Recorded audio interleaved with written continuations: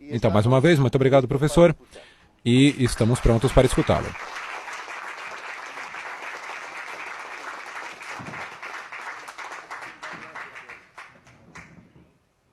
É uma grande alegria estar aqui, agradeço muito este generoso convite.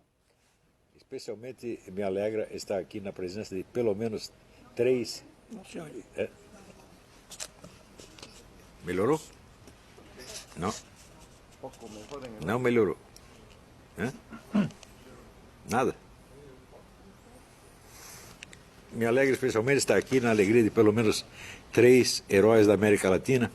São Pérez Antunes, Coronel Plazas e Armando Valladares, cujo livro eu li mais de 20 anos atrás e que teve uma influência muito grande na minha vida. Agradeço muito ao Instituto e ao Museu por essa oportunidade.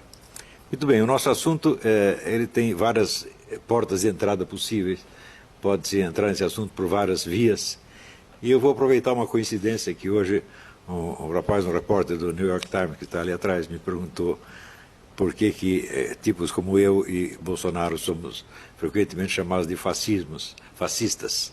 Né? Então vamos entrar pelo lado do fascismo. Qual é a origem do fascismo? O fascismo começa por volta de 1910, com uma discussão interna no movimento socialista italiano. E com, vamos dizer, uma cisão do movimento socialista baseada na teoria enunciada por 2 grandes teóricos do fascismo, que se chamam Enrico Corradini e Alfredo Rocco. Alfredo Rocco, que, se bem me lembro, depois veio a ser ministro do governo Mussolini.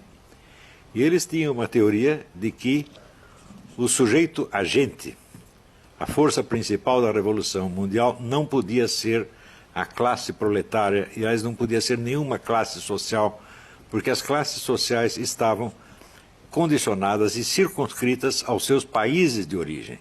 Não havia, por exemplo, um proletário internacional. Proletário internacional era apenas uma maneira de dizer, mas se o proletário italiano saísse dali e fosse para a Alemanha, ele não seria um proletário na Alemanha, ele seria um mendigo. Então, a condição de proletário é uma condição nacional. Então eles pensavam, se queremos uma revolução mundial, o sujeito ativo dessa revolução não pode ser a classe proletária, não pode ser nenhuma classe. Somente a nação pode ser o agente da revolução mundial. Então a ideia, vamos dizer, de nações revolucionárias, ou seja, nações proletárias contra nações burguesas, ou nações exploradas contra nações exploradoras, esta foi a origem do fascismo. Se vocês observarem bem, vocês verão que depois da Segunda Guerra, esta estratégia foi adotada por todo o movimento comunista mundial. O movimento terceiro-mundista criado por Stalin não é nada mais do que isto. Se pegamos a história do Partido Comunista Brasileiro, por exemplo, vocês verão que a partir da Segunda Guerra, já na época do governo Getúlio Vargas, a estratégia era a união, a aliança entre o proletariado e a burguesia nacional contra o imperialismo. Então é a nação proletária contra a nação capitalista imperialista. Isso foi adotado em todo o mundo. Isso é a mesma coisa que dizer que o movimento comunista internacional, depois da Segunda Guerra, se transformou num movimento fascista internacional. E é por isso mesmo que eles xingam os seus adversários de fascistas para ocultar a realidade da sua própria política. Muito bem, se pegamos desde o início do movimento comunista com Karl Marx, nós veremos que sempre todo o mal, a violência, a criminalidade que estavam intrinsecamente associados a esse movimento eram justificados em função de fins a que essa violência, esse mal deveriam servir, de maneira que o mal serviria ao bem. Como diz, o fim justifica os meios. Então, por exemplo, a Revolução Proletária, com todo o sangue que derramasse, como derramou na Rússia e em outros lugares, se justificaria em função de um futuro de liberdade e prosperidade para o proletariado. Isso jamais se realizou, evidentemente. Como jamais se realizou, então foi preciso mudar o discurso. Passamos da revolução proletária para a revolução das nações exploradas contra as nações exploradoras. Porém, isto também não se realizou. As nações ditas exploradas que se revoltaram contra o imperialismo tiveram, sob o regime socialista, sob o regime revolucionário, uma sorte muito mais miserável desgraçada do que tinham antes. Cuba, por exemplo, você vê que Cuba era, vamos dizer, a quarta economia da América Latina, agora é a 27ª, uma coisa assim. Quer dizer, Cuba se desgraçou a si mesma, né? Buscando, sob o pretexto de libertar-se do imperialismo, ela se desgraçou. Eu acho muito engraçado quando dizem que a culpa da miséria cubana é por causa do bloqueio. É porque os Estados Unidos não comerciam com Cuba.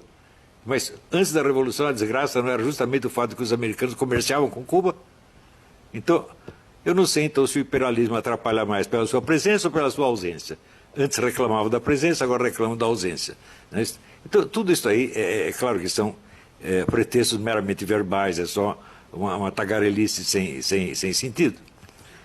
Porém, entre os anos 50 e 60, as pessoas mais inteligentes que havia no movimento comunista, que era um grupo de filósofos alemães, filiados ao que eles chamavam Instituto de Pesquisas Sociais, também chamado como Escola de Frankfurt, começaram a perceber que as grandes contradições e conflitos do capitalismo estavam se dissolvendo.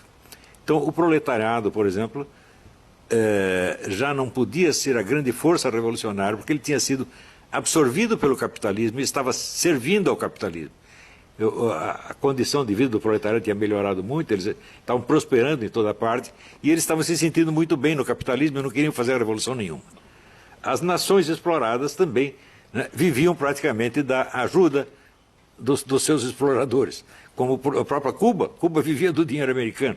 Eu acho que saiu o dinheiro americano, antes reclamava porque o dinheiro americano estava lá, agora reclama porque não está mais lá. Então, as contradições todas acabaram. Então, como é que nós vamos destruir o capitalismo se não há contradições internas nele que nós possamos explorar? Então, esses filósofos, quais o chefe, vamos dizer, o fundador disso aí foi o filósofo húngaro Georg Lukács, mas os outros eram todos alemães, Max Horkheimer, Theodor Adorno, todos eles. Né? Então, eles formularam o problema assim: já que no capitalismo não há mais contradições econômicas que nós possamos explorar, e entre as nações ricas e pobres também já não há aquela contradição que havia antes, o que nós podemos explorar como mecanismo destruidor do capitalismo? Que contradição interna nós podemos encontrar dentro dos países capitalistas que nós possamos explorar para destruí-los? E eles criaram, então, o que se chamou dialética negativa. Dialética negativa consiste apenas em encarar tudo o que existe sob o aspecto negativo e encarar o lado de mal, de exploração, de crueldade que existe em tudo, todas as relações humanas possíveis.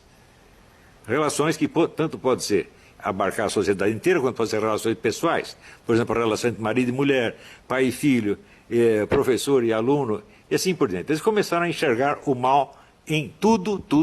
E acreditavam, com razão, que com isso estavam realizando um programa que Marx havia enunciado, mas jamais realizado, e que Marx definia como a crítica radical de tudo quanto existe.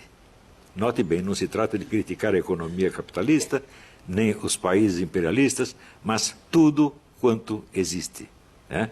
Então você critica o casamento, a educação, a amizade, a economia, o trabalho, a lei, a moral, tudo é ruim, tudo é demoníaco.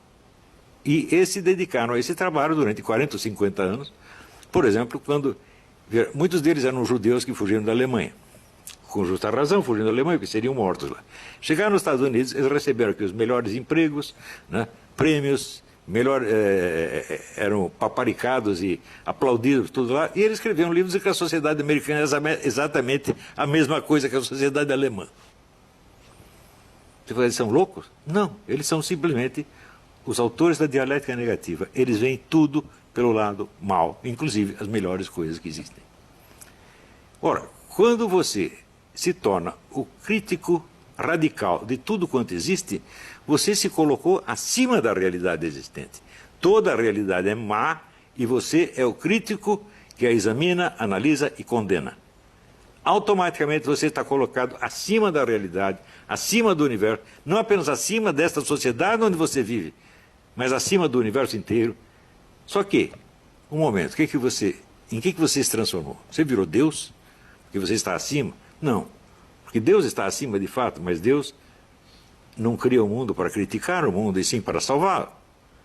Ou seja, você, quando se torna o crítico radical de tudo quanto existe, você se transformou no demônio.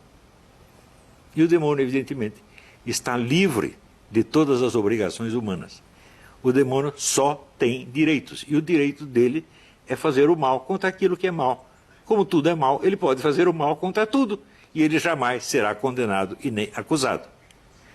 Veja, isto quer dizer que esta política esquerdista hoje, ela tem sobre o seu público, especialmente o público jovem, um tipo de atrativo que é completamente diferente da que tinha antes. Antes tratava-se de fazer o mal em nome de um bem. Agora não precisa mais do bem.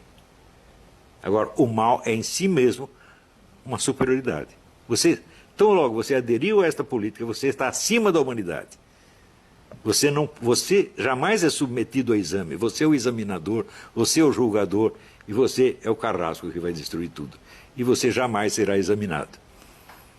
Vejam, aconteceu um fenômeno, um fato singular, muito significativo. Após ter jogado milhões de jovens contra seus pais, contra seus professores, contra as leis, contra a moral, contra tudo. Um dia o professor Theodor Adorno teve o desprazer de ver os alunos da faculdade invadirem a sua sala e começarem a quebrar tudo. E aí ele ficou, não, peraí, aí já é dialética negativa demais. Isso aí não pode. Então, isso quer dizer, o dialético negativo, o acusador universal, ele está acima de todas as acusações. Ele não pode ser acusado, ele não pode ser sequer analisado. É o tipo invisível que vê tudo. Ele é o olho que tudo vê, para usar um antigo simbolismo esotérico. Ele é o olho que tudo vê e ele jamais é visto. É por isso que o pessoal da direita, você perguntar assim, quantos livros de direita você leu destruindo, por exemplo, a filosofia do Theodor Adorno? Nenhum. Quantos livros de direita destruindo a filosofia de Georg Lukács? Nenhum. Toda a bibliografia direitista que existe critica o socialismo, critica o marxismo, critica vários programas políticos, mas nunca vai à profundidade da filosofia da dialética negativa. Nunca. E por isso esta dialética negativa ela sempre sobrevive e pode se refazer e se reconstruir depois das piores derrotas. Então isso quer dizer que enquanto esta filosofia da Escola de Frankfurt não for totalmente destruída, ela vai se renovar e vai reconstruir o movimento comunista milhões de vezes. Isso nunca acaba, porque isso é indestrutível. Veja, a destruição não é destrutível. A destruição vive apenas de destruir. Ou seja, nós podemos dizer que o pessoal da Escola de Frankfurt descobriu o segredo da vida eterna. Eles podem viver eternamente. É só viver da destruição e jamais propor nada positivo. Quando propor alguma coisa, propõe sob o nome de positivo algo negativo. Por exemplo, operar crianças de 5 anos, um menino de 5 anos que diz que é menina, você já manda operá-lo. Ela corta o órgão sexual dele e pronto, virou menino. Pode haver algo de bom nisso, é claro que isso é apenas destruição. Você não sabe o que vai ser desse menino mais tarde. Você não sabe se ele vai querer o seu órgão sexual de volta. Mas não precisa saber. Como é a destruição, e a destruição é sempre positiva, vamos em frente. E assim por diante. Quando você propõe... Um momentinho, deixa eu tomar uma água.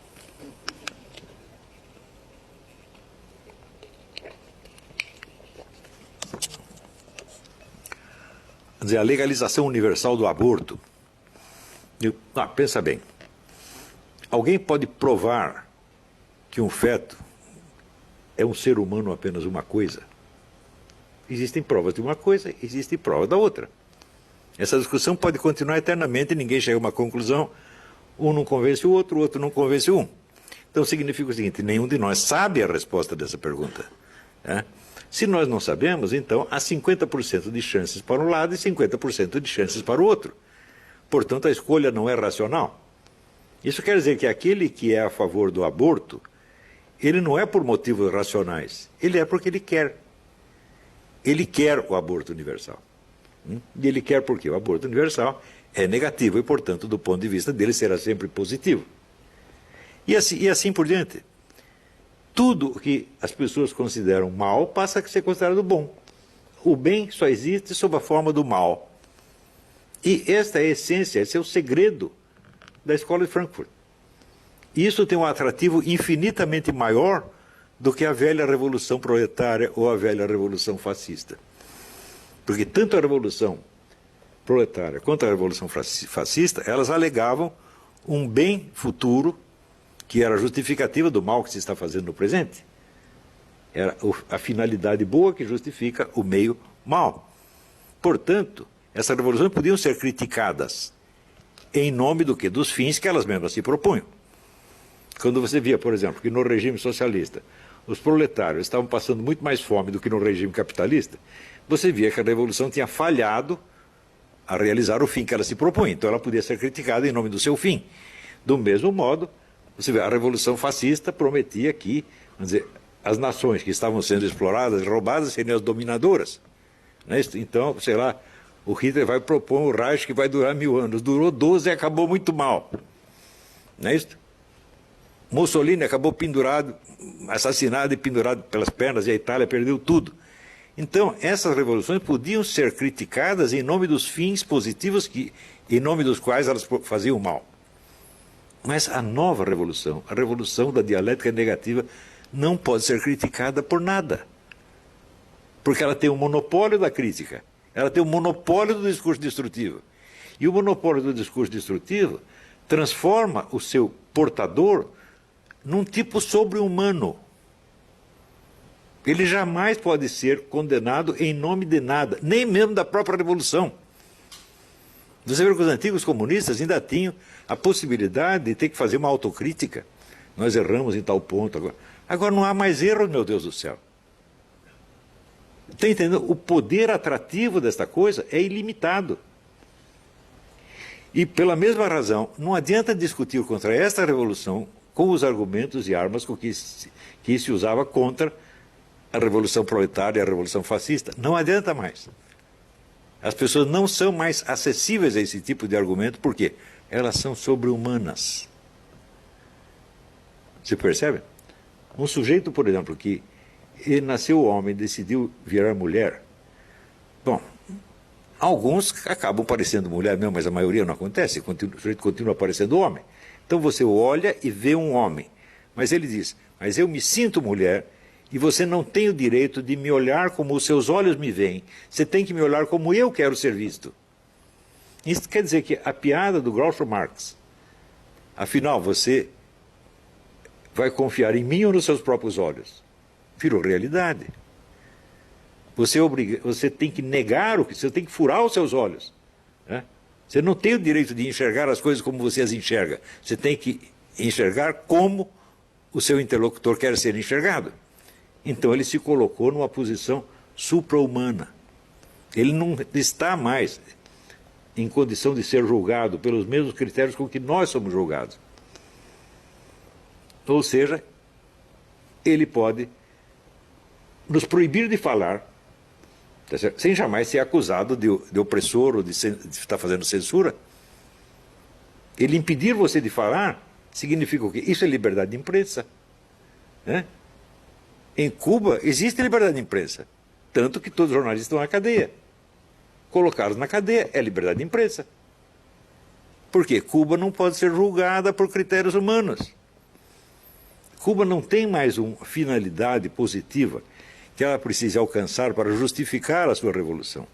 O seu fracasso se transformou no seu sucesso, porque quem determina o que é fracasso ou sucesso são eles mesmos.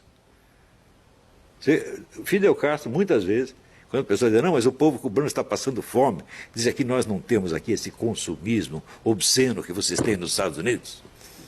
Nós comemos apenas o que é necessário. Né? Vocês comem 2 bifes todos os dias, nós comemos 1 bife por ano. E está muito orgulhoso disso. Né? Ou seja, o fracasso se torna um sucesso. Por quê? Porque o mal se tornou o bem. E todo o bem que existe... Me diga uma coisa, existe algum bem humano que seja absoluto? Não.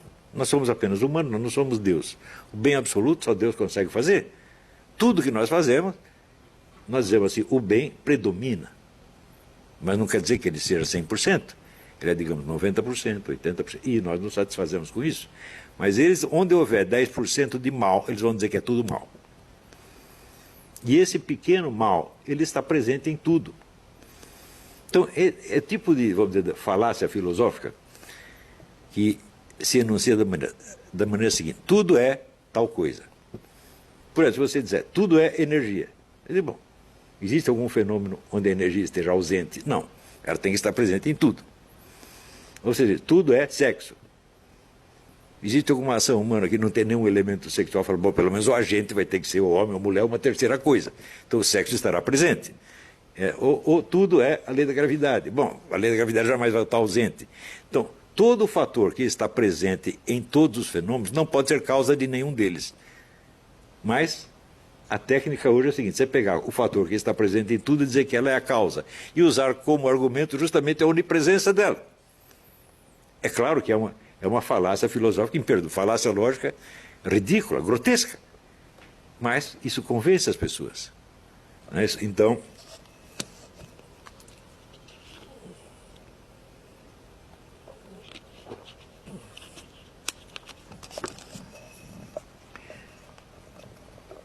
viram, tanto nos Estados Unidos quanto na América Latina, e especialmente no Brasil, esse tipo de filosofia tomou conta de toda a mídia e de todas as universidades. Não sobrou nada fora.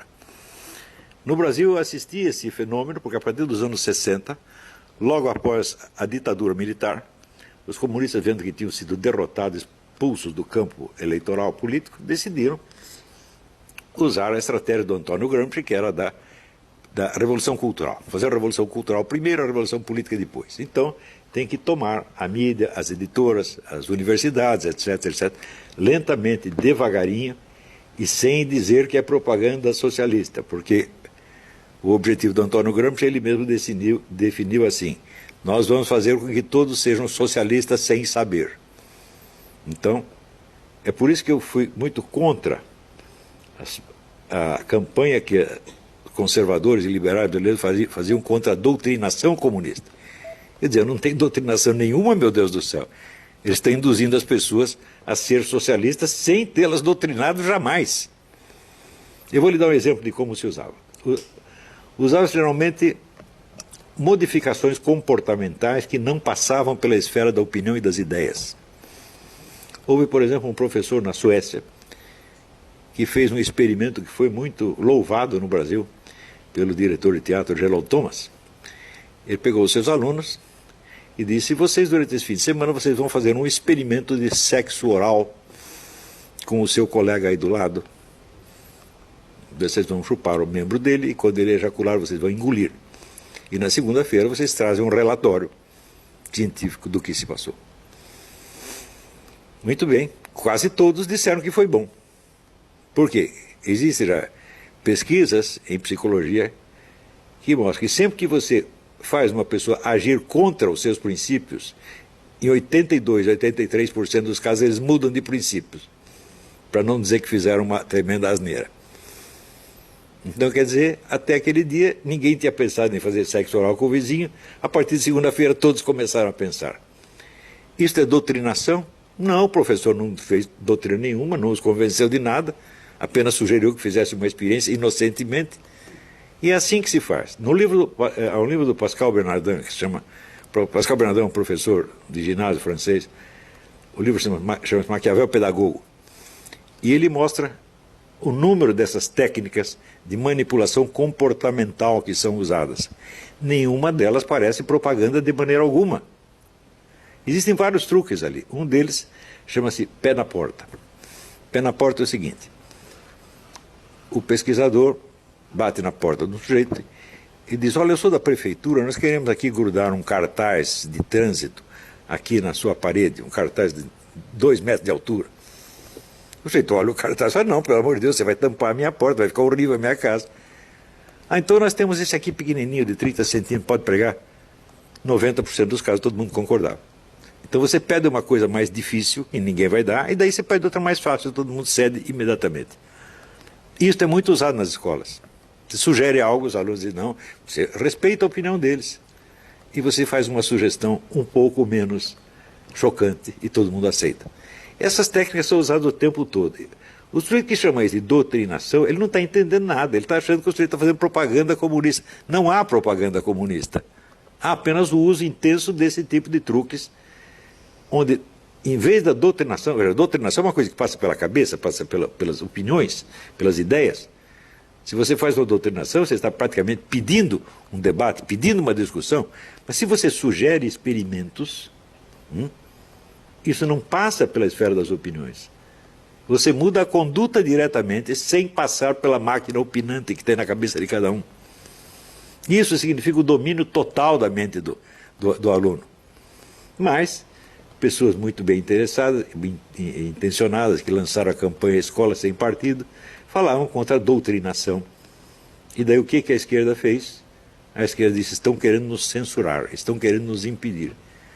Então, veja, a facção que dominava tudo e que baniu completamente a opinião adversária do espaço dominado, começou a fingir que ela estava sendo censurada, ela estava sendo perseguida, ela estava sendo oprimida. E você veja, isso significa que o pessoal da direita, conservador, liberal, não entendeu o que estava acontecendo.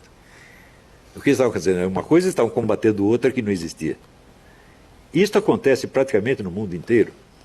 Eu vou lhes dar um exemplo. Eu sempre ando aqui com o meu cachimbo. Não só porque eu fumo e gosto de fumar, mas porque é um símbolo.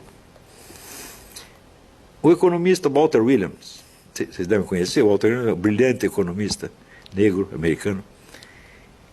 Ele foi o único que fez uma análise correta disso aí. Ele disse, o movimento antitabagista foi o primeiro teste em nível de amplitude universal para avaliar a possibilidade de manipular a massa e dominá-la.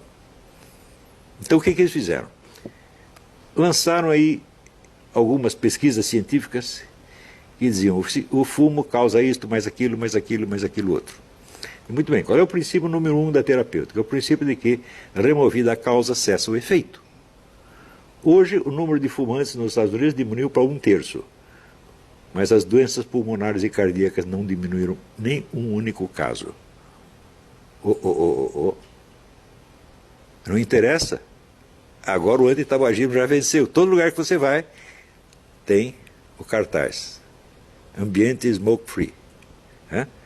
Primeira vez que eu vi isso vai fazer o quê? 15 anos atrás. Acho que eu fui no Hudson Institute, uma dessas organizações conservadoras americanas. Eu fui lá fazer uma conferência, quando cheguei, vi o cartazinho, olhei aquilo e falei, você já perdeu na briga. Porque quando você permite que a autoridade governante policie os seus hábitos policiais, pessoais, você já perdeu tudo. Depois você quer preservar algumas liberdades políticas, não interessa se você não tem a liberdade pessoal, a liberdade concreta de fazer o que você gosta, você já entregou tudo, meu Deus do céu, já está derrotado. E curiosamente o único analista social que percebeu isso foi o Walter Williams. Esse artigo eu guardei, é brilhantíssimo. Se vocês quiserem, depois eu mando cópia para vocês. Então é assim que se faz. E o que o tabagismo tem a ver com política? Nada, aparentemente nada, é a coisa mais inocente do mundo. E uma grande parte da opinião pública conservadora, especialmente das religiões católica e protestante, aplaudiram, falaram, não, fumar é mesmo obsceno, nós temos que proibir, etc, etc, sem perceber o dano que eles estavam fazendo à liberdade pública com isso. Quer dizer, impuseram a sua opinião, tornando-a legalmente obrigatória para todos. Na democracia não se faz isso, isso não é democracia de jeito nenhum. Mas assim como o tabagismo, muitas outras coisas. Hoje começa a ser proibido ser homem, ser um macho. Ser um macho é obsceno. Já repararam nisso? Todos nós temos que nos efeminar para não ofender as pessoas do lado. Você é muito macho, o outro que não é tanto se sente ofendido, coitadinho. Não é isso? E assim por diante. Não é isso? Você ser mãe. Não é isso? Então hoje em dia você pode ver um homem vestido de mulher, não é isso? Seminu, fazendo sexo na rua com outro, você pode, mas se uma mulher dá de mamar seu bebê na rua, ela pode ser presa. Porque ser mãe é obsceno. Vocês perceberam? Começou com esta coisa, vamos proibir isto. Ah, cheira mal, eu não gosto. Vamos proibir. Se você permite que o governo vá proibindo essas coisas, nunca mais para. E nada disso foi feito com discussões políticas, não houve doutrinação alguma. Leiam o livro do Pascal Bernardin, que chama Maquiavel Pedagogo. Publicado em francês, existe uma tradução brasileira, talvez exista uma tradução espanhola também, não sei. Uma tradução americana, acho que existe também. Pascal Bernardin, Maquiavel Pedagogo. Então, isso significa que esta mentalidade, a dialética negativa, que conquista as almas não pela promessa de um bem futuro, mas pela promessa de uma condição sobre-humana imediata. Você está livre de todas as obrigações. Você não pode ser examinado, você não pode ser cobrado, você não pode ser analisado. Você é o olho que tudo vê e nunca é visto. Hã? Toda esta juventude está com esta mentalidade. Viraram demônios, meu Deus do céu. Então a discussão não é mais política, ela passou para um outro nível. Não é isso? E por isso é que você vê fenômenos como esse na Argentina. Quer dizer, um governo totalmente fracassado é reeleito, obtém sucesso. Por quê? Porque é isso que ele vai dar para as pessoas. Ele vai transformá-las em seres sobre-humanos. Vai liberar de todas as obrigações humanas e entregar para eles um instrumento de ação com os quais eles podem oprimir, assustar, maltratar e matar a quem eles quiserem. Isso é muito mais sedutor do que a antiga utopia socialista. A utopia socialista era para o futuro, né? A presente geração vai se sacrificar, nós vamos morrer, né? Mas um dia teremos o paraíso socialista.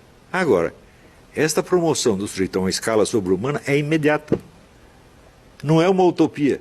Você começa a viver isso no primeiro momento. Quer dizer, você pega um homem assim, uma fisionomia, sei lá, parecendo Schwarzenegger, né? Ele veste uma calcinha, um sutiã, e ele diz que você é obrigado a vê-lo como mulher. Né? Você diz, mas eu não aguento, eu não consigo. Tento ver uma mulher, mas eu vejo um homem. Ah, você é um criminoso, você vai para a cadeia. É isso que eles estão fazendo, gente. E nós estamos aceitando essa brincadeira. Porque não percebemos a profundidade, vamos dizer, do impulso diabólico desses homens da Escola de Frankfurt. De como é possível o sujeito sai da Alemanha nazista onde iriam matá-lo. Ele vem para um país onde, ao contrário, tem liberdade, tem bom emprego, todo mundo trata bem. E ele diz que é a mesma coisa. Quer dizer, é uma ingratidão absolutamente demoníaca. Você não percebe a diferença da Alemanha nazista, dos Estados Unidos e a democracia americana, o que há? E ele diz isso não é num artiguinho de jornal. Ele escreveu um livro desse tamanho, chamado Personalidade Autoritária, não está lá, segundo ele, está demonstrado que a sociedade americana é igualzinha à sociedade nazista. Então por que você saiu de lá e veio para cá? Por que você não ficou lá mesmo? Ou seja, isto é o que eu chamei de paralaxe cognitiva. Paralaxe cognitiva é um deslocamento total entre o eixo da construção teórica do filósofo e o eixo da sua experiência real. Ou seja, o que ele está descrevendo, o que ele está dizendo, desmente flagrantemente a experiência real dele. E isso é uma coisa que existe, vamos dizer, é um mal permanente do pensamento ocidental nos últimos 4 ou 5 séculos. Né? Eu dou exemplo, por exemplo, Karl Marx, o próprio Karl Marx é um exemplo disso, onde ele diz que todas as classes sociais têm uma visão deformada da história. Por quê? Elas têm interesses em jogo e a sua visão das coisas é deformada pelo seu interesse oculto. Exceto o proletariado. O proletariado não tem interesses especiais, os interesses deles coincidem com os da humanidade inteira, então o proletariado é a única classe que pode ter uma visão objetiva da realidade histórica. E em seguida, ele, Karl Marx, que não só não era um proletário, mas nunca tinha visto um proletário, escreve a visão objetiva das coisas segundo a visão proletária. Eu digo, mas espera aí, mas a sua existência é o desmentido da sua teoria. A sua existência demonstra, quer dizer, se a visão proletária é a verdade, é a realidade, a sua existência demonstra que um burguês pode ver a realidade tão bem quanto um proletário. E você acaba dizendo que ele não pode. Ou seja, não é o que ele escrever. Eu, Karl Marx, não consigo escrever este livro. Mas você escreveu. Então, isso não é hipocrisia. Isso não é nem falsidade, isso é um outro fenômeno que eu chamei de paralaxe cognitiva. Se fosse hipocrisia, ele estaria consciente do que ele está fazendo. Mas ele escreve isso com total inocência. Ele não percebe que sua vida é um desmentido da sua obra, que a sua experiência real diz o contrário do que ele está dizendo em palavras. E hoje é claro que este pessoal da Escola de Frankfurt, todos eles padecem de paralaxe cognitiva. Porque a premissa número 1 da dialética negativa é o seguinte: eu, o autor da dialética negativa, jamais serei submetido a ela. Eu, o autor, né, da análise pejorativa, jamais serei objeto de análise pejorativa. Porque se for, você está liquidado na mesma hora.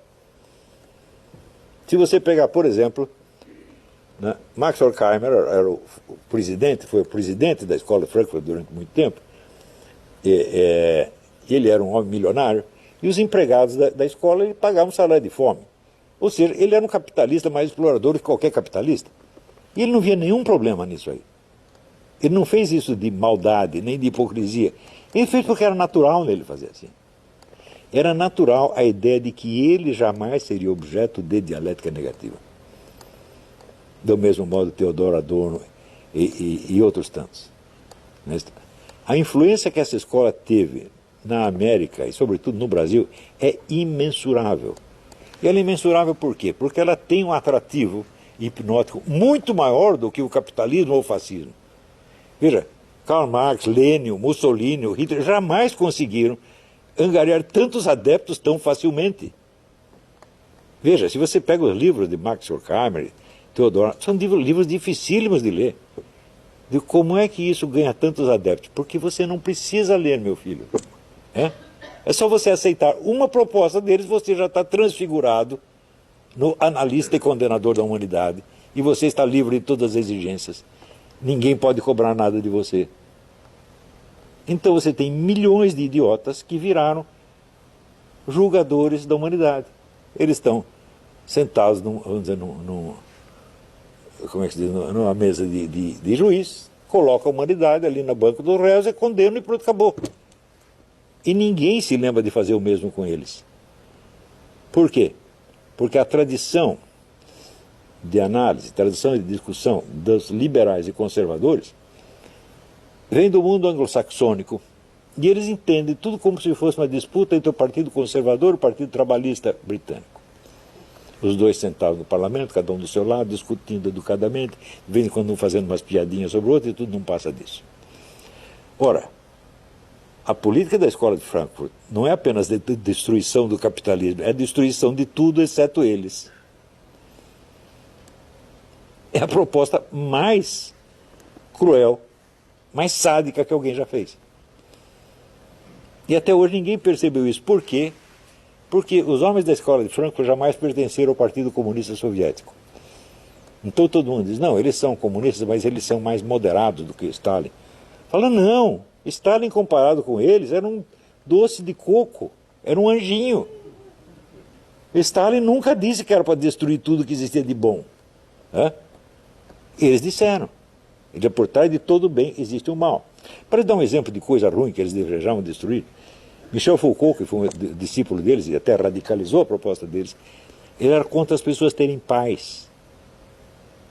Ele achava que a pior coisa do mundo é a existência de paz. Por que para nascer nós precisamos de um pai? Que coisa mais injusta. Nós precisamos acabar com isso.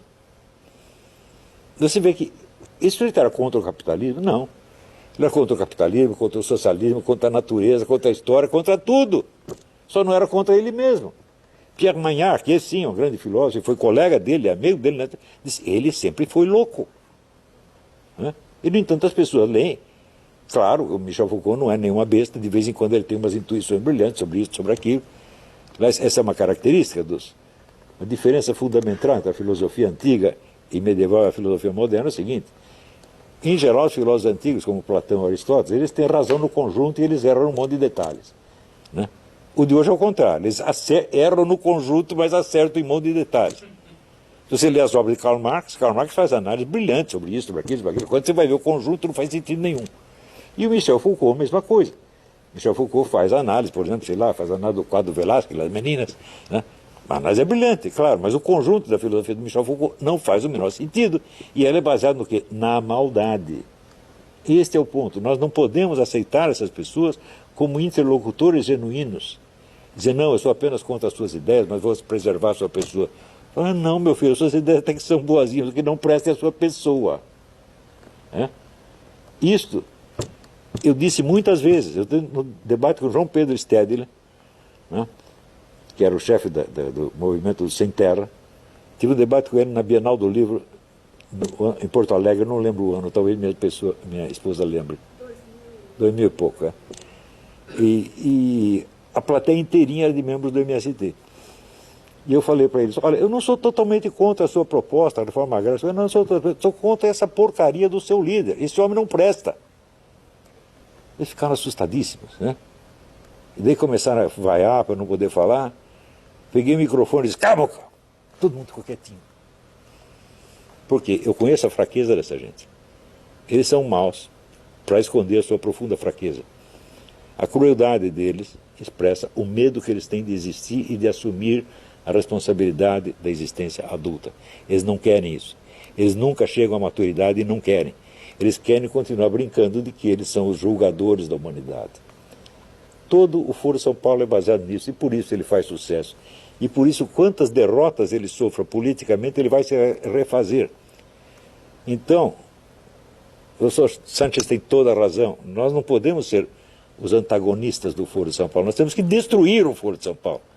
Destruir para que isso nunca mais se levante, para que ninguém... Veja, hoje em dia o nazismo não é proibido. O comunismo também tem que ser. O Foro de São Paulo também tem que ser. Isso não é política, isso é crime. O sujeito chega, nós temos que matar todos os judeus. Isso é política? Não, isso não é política, isso é crime. Nós não podemos... vamos discutir aqui educadamente. Devemos matar os judeuzinhos, sim ou não? Você acha que tem sentido uma discussão dessa? Não tem nada. Cala a boca, burro, põe na cadeia, tampa sua boca com uma rolha. Isso se não condenar à morte logo. Nós não podemos aceitar mais a existência dessas coisas. Não podemos aceitar, vamos dizer, a ideologia criminosa como se fosse uma proposta política. Isso não é uma proposta política. Isso é psicopatia. Isso é crime. Então, esta aí é a minha conclusão. Muito obrigado pela sua atenção.